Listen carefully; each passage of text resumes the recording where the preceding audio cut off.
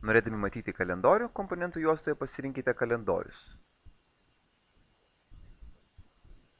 Čia galite rinktis, kurį kalendoriaus tipą norite matyti.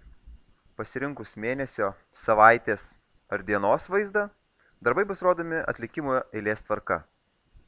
Savaitės bei dienos darbotvarkėse įvykiai bei užduotis vizualiai atvaizduojami laiko juostoje.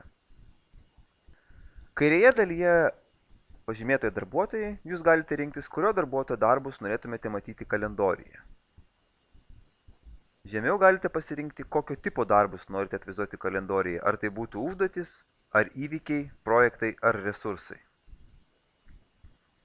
Naudodamisi rodyklėmis viršuje, galite kalendoriuje judėti pirmin bei atgal atitinkamai žingsniais. Pavyzdžiui, jei pasirinktas savaitės vaizdas, vienas žingsnis bus atitinkamai viena savaitė.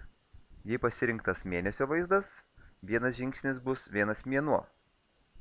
Norėdami grįžti į šios dienos datą, spauskite šiandien.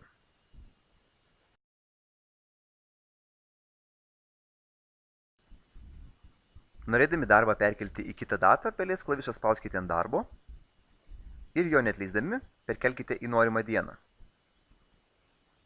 Darbotvarkėje atitinkamai darbą galite perkelti tiksliau, tai yra į kitą laiką.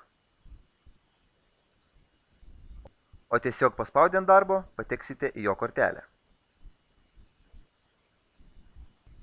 Darbus planuoti galite tiesiai kalendoriuje.